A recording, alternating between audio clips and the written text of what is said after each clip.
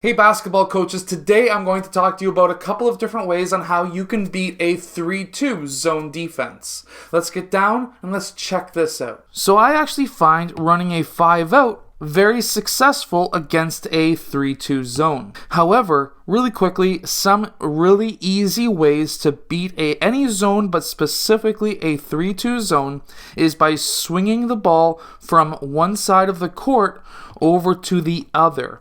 Now, you can do this a couple of different ways. Of course, you could do a wing-to-point pass and then a point-to-wing pass, and that will make that defense shift from one side to the other, and of course, then that does open up a couple of holes in their defense at times.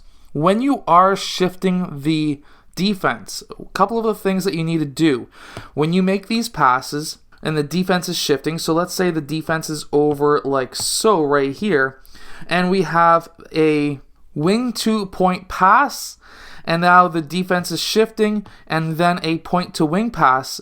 If these two players have not shifted, or they are still bringing their momentum over to cover those two players, we want player 5 to attack the gap, which is the second way on beating a zone defense.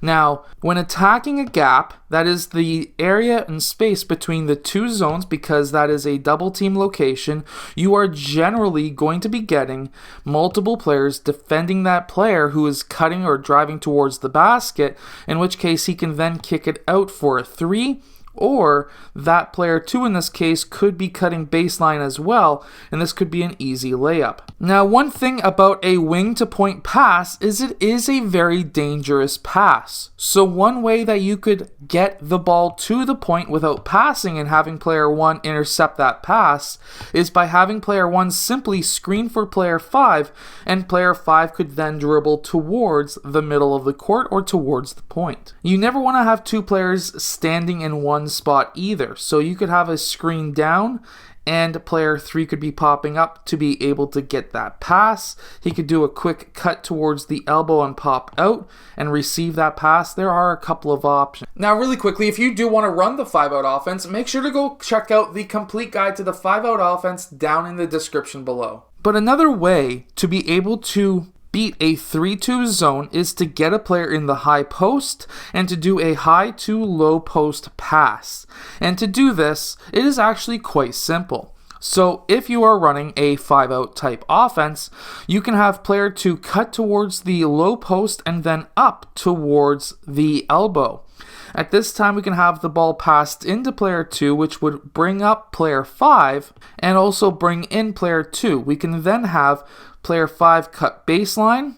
We can also have, after player 1 makes that pass, player 1 blue could be cutting towards the basket. That could be a bounce pass, collapse those two players. Player 5 would then move down towards this wing, and he can make a kick out pass to one of those two sides for an open 3. Now this leads me into my next point, and that is being able to get the ball into the key is going to be very important to you as a team, because as soon as you get the ball into the paint against any zone, it's going to collapse the zone. You're going to get 2 or more players onto the ball, which then allows you to kick that ball out to the perimeter for a 3-point shot, or that player, if he's younger, can take a step in and take a deep mid-range shot as an option as well. Now, you may be saying, well, I'm coaching like 9-year-olds and we can't take threes yet, but this other team is playing a zone. Well, at that point, what you want to do is to drive the ball towards the gaps. You want to be able to get between those gaps to be able to bring in multiple players. The reason why this is important is because then you can kick it out, and this is what's called the drive and kick 5-out. And you can kick it out for the perimeter. That's going to recover that player, and you can do the exact same again and collapse multiple players once more. Now you're saying, well, player 5 obviously can't shoot. Well, that's not the idea here. As soon as you, against any zone, whether it be a 3-2 or a 2-3, it doesn't matter.